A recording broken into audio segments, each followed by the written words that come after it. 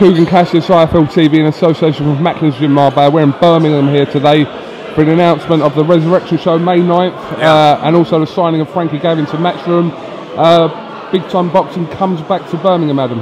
I'm delighted that boxing's back in Birmingham. You know, I've remembered coming here for many times, but many years ago. You know, back in the sort of mid-90s when we started off in Sky Sports, we were up at the Aston Villa Leisure Centre a lot with the McCrackens. We had some really good times here, and there was a buzz in the city then. For whatever reason, you know, other cities took over, Manchester, Sheffield, Liverpool of late, and I think Birmingham's been a little bit neglected. And I think this is the right time to come back. The Yafai brothers are really doing good things. Sam Egginton's come from nowhere. Matthew Macklin tells us he's still got one or two big fights left in him, and of course, you know, Eddie signing Frankie Gavin, a big name like that, I think is terrific for the city. And I think that what John Pegg's done and other trainers around here and getting a real sort of pack mentality, there's a vibe again amongst the area of Birmingham, and we're delighted to be back. I mean, we were here for Frankie's debut alongside Amir Khan and Billy Joe Saunders that night when Rogan and Skelton fought. That was great. We were here for the Magnificent Seven with Frank Warren on that night, which was another great show. But since then, no Birmingham, and I'm really pleased to be coming back in, man. I hope it's not a one-off. I hope, as Eddie says, we come back regularly. I mean, I see it all the time. Eddie gets a lot of stick on the social media sites and everything, but what he has done in the last few years is he's taken marquee names from, or, you know, boxing names from various cities to build a fan base and a show around where you can go to places like Hull with Campbell on call, and Leeds with Warrington, and like I said, here with the likes of Gavin and Macklin, etc., etc.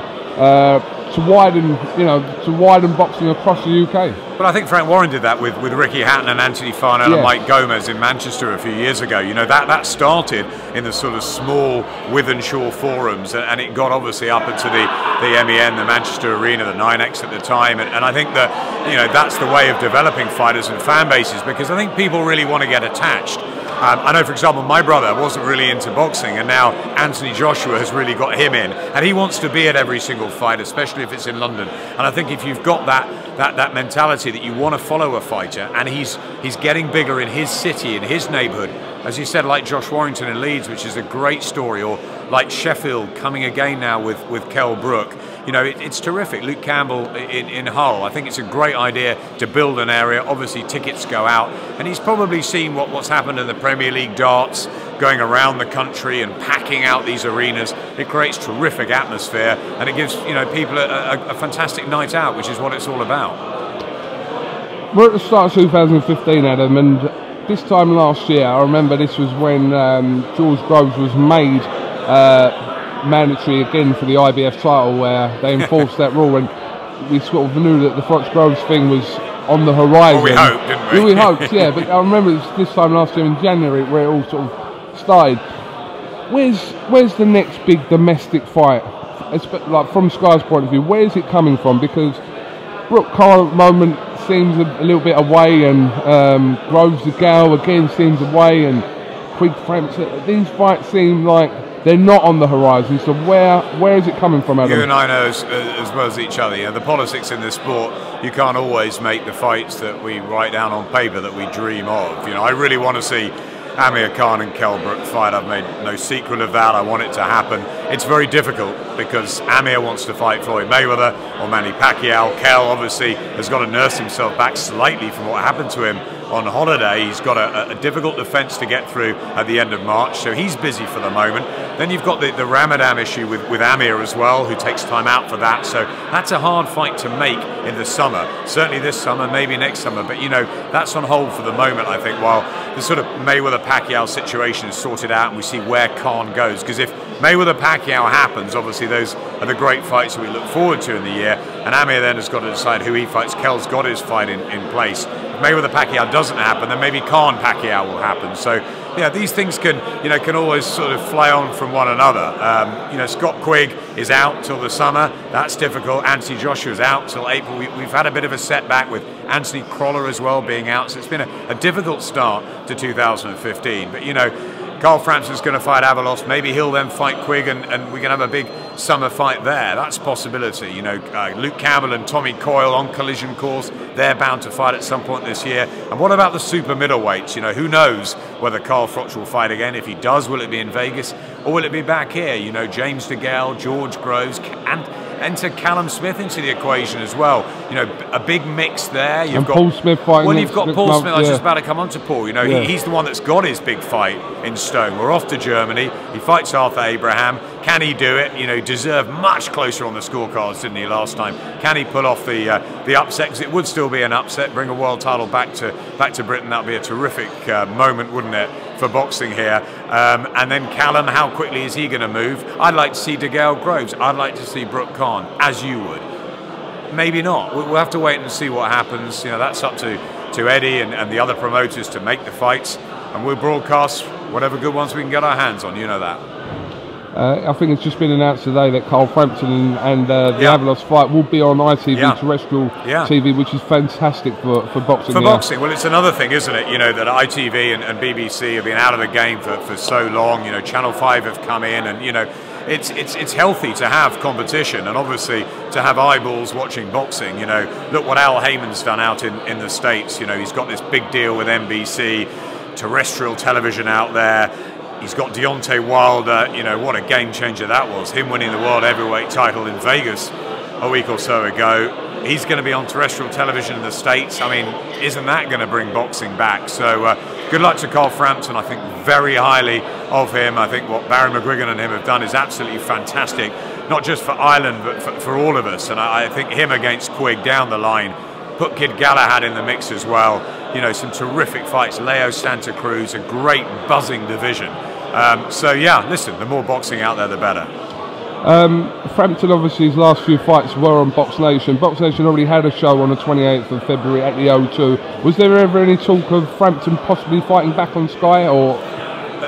Listen, I don't know about that, but what I do know is that I think Carl Frampton's a terrific fighter. But, you know, we've got to deal with Eddie, as you know, a Matchroom deal at the moment. He doesn't fight for Matchroom, therefore, at the moment, he doesn't fight on Sky. But obviously, down the line, I'd love to see Carl again. You know, he's welcome on ringside, as he knows, anytime. And I'd love to see him fight the likes of Galahad and Quigg in big fights, and hopefully they will be back with us. But, you know, for the boxing fan, it's great that he's a world champion and out there. He had a wonderful year last year. I thought the night at the Titanic was fantastic. You know, he's always had the pedigree, Carl Frampton, and he's worked really hard for it. And I was absolutely delighted to see him fulfill his dream, just as I am for Scott Quigg and all these fighters that get there. As far as making the fights, we hope to have, you know, our selection of the greatest we can have on Sky, obviously, but just to have them made out there is terrific for boxing and for the fight fans. Surprisingly, the other day, just out of the blue, Manny Pacquiao, I think it was on Twitter, I found out, you probably knew already about it, but he was in London, he was at the Fitzroy Lodge, and I know that you and Johnny were with him. Any inklings? Obviously, Khan come and met him there at the Fitzroy Lodge, but did you see any signs there that could potentially be, or was it just for publicity? What was it, Adam? You know, it sort of all just sort of snowballed last week. You know, we invited Amir to come down on ringside last week, and I talked to him at length about a possible fight with Manny Pacquiao if Mayweather fights Cotto, and whether that could happen. And he was really excited about it. He's just been in Dubai. You know, it's a possible fight for Dubai or Abu Dhabi, or possibly out in the Far East. You know, it's a global fight, isn't it, with his Pakistan following and Manny Pacquiao's Philippine fan base, which is enormous. It's a huge fight, isn't it? And it's one I know that Amir Khan really wants. But the world wants Mayweather Pacquiao, so it was interesting for us to spend time with Manny on the Friday, which, yes, we did know about, and we had set up, and we've got a ringside special going out on Wednesday night on Sky Sports, which I hope everybody enjoys, because Manny is a superstar. He's a global phenomenon. I think what he's done, going up through the weights, you know, training hard, dedicating himself, and such a humble guy, such a lovely guy. You know, he never bad mouths anyone. He respects everybody. It's all a business with Manny Pacquiao. But you know what? He'd fight Khan. You know, he was stablemates with Amir under Freddie Roach. There's a lot of history. They sparred together. But you know, Amir's fought two southpaws lately. You know, Collazo and Devon Alexander. You know, there's no secret there. You know, he's good against southpaws. He wants to fight. I think Manny, if he doesn't get Mayweather, will want to fight Khan too. So, you know, any of the above is great, isn't it, for boxing? Is Brooke Khan in danger of being a kind of hat and witter situation? I hope not. I really, really hope not. You know, I saw Ricky 2 or 3 weeks back. We did a ringside special with him, and I said to him, "Are you upset that you never got that Witter fight?" And of course, he's not, because of what happened in his career. You know, he ended up fighting pretty much everybody. He bar Witter. He fought Mayweather and Pacquiao and lost to the 2 greats of his generation. Yes, he had the comeback fight and lost, but you know, you can read what it. That was probably Ricky slightly past it, but those 2 lost to the 2 great fighters of his generation, but never fought Witter. And now he had Witter in his gym sparring with some of the kids, and he sort of jokes about it now. The timing, whatever happened, didn't quite work. I think Frank wanted to sort of make that fight, but Witter didn't really sell the tickets. Ricky did. It was a dangerous fight for Ricky for a while, and I don't want to see that never happen again. You know, we almost didn't get it with Lewis Tyson. We got it too late, in my opinion. We're getting it a bit too late with Pacquiao Mayweather if that happens, but hopefully we're getting it. And if we don't, of course, that's going to be a shame. Khan-Brook is a fabulous fight for British boxing. We saw and for world boxing, but mainly for Britain.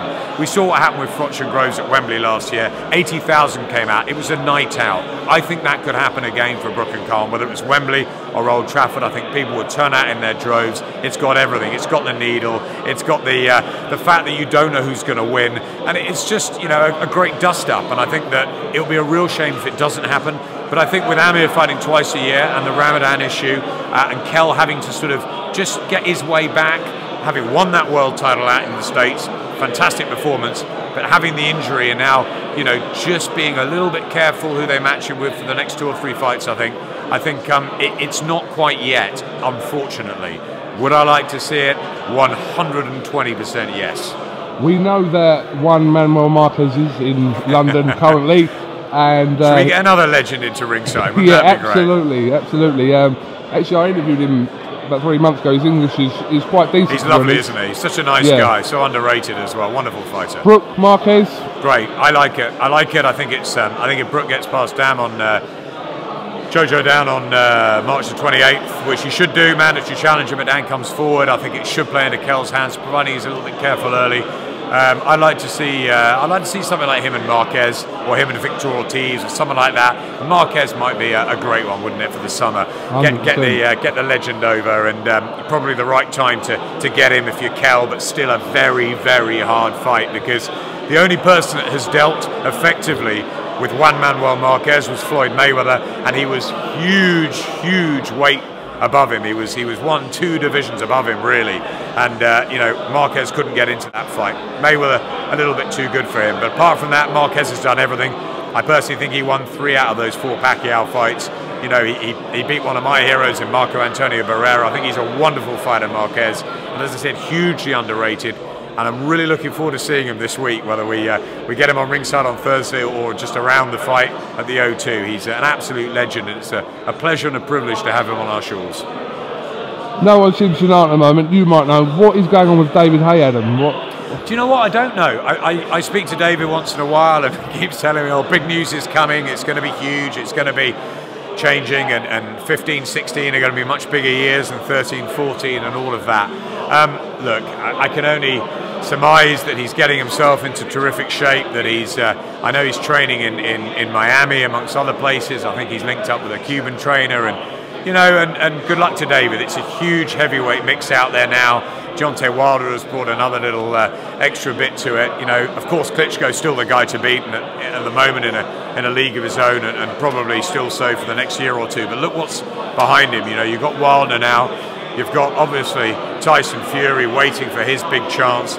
You've got Anthony Joshua, who, when he's back and firing, you know, will be closing in within a year, you'd have thought, on the big guys.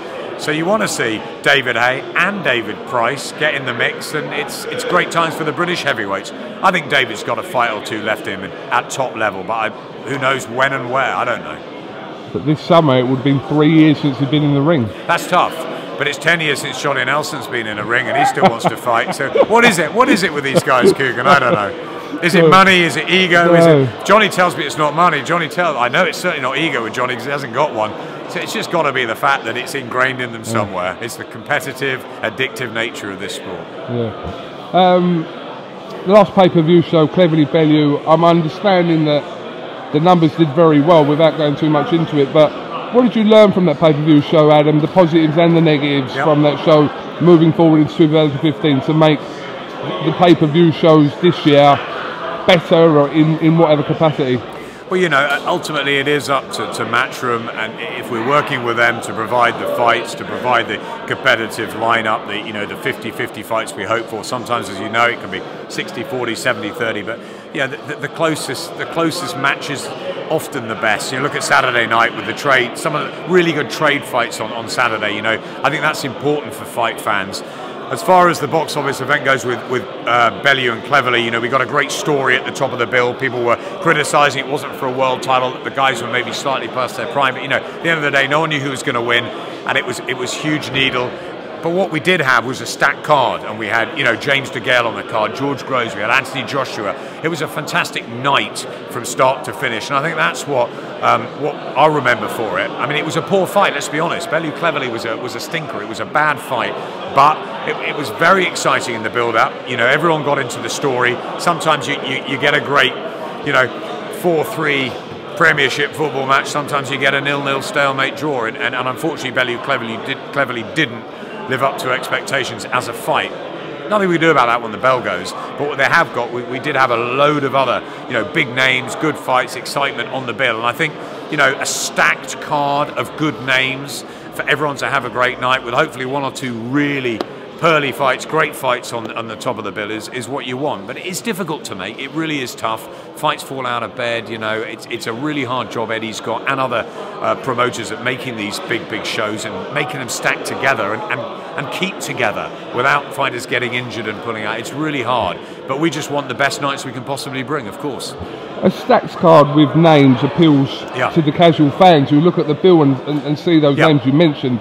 The hardcore boxing fans obviously want those 50-50 fights. So where do you find the? Well, it's tough, isn't it? You know, you want a bit of both, don't you? I mean, that's the ideal. But you know, sometimes it's harder. Sometimes you get a few more trade fights. Sometimes you get more of the casual names. You know, because you know, getting the likes of a DeGale and Groves onto a bill costs money, and you know, you can't always have, you know, everything. You can't have, you know, the world title fights all the way down the bill with big American names in, because it costs huge money to get these guys over. So it's all about sort of working your budgets and working out what you've got to spend and trying to give the best value for money. And I think that's what we try. You know, with Froch Groves at Wembley, you know, Froch Groves 1 was a terrific fight. Froch Groves Wembley, you know, everyone just wanted to see the main event. I mean, it didn't really matter what was on the card, but still, there was great stuff on the card with James DeGale shining, Kevin Mitchell, and you know, and the young Yafais, and it was a really good night. You know, we still have that. So I think to get the mix right is the most important, and we try our best to do it, honestly.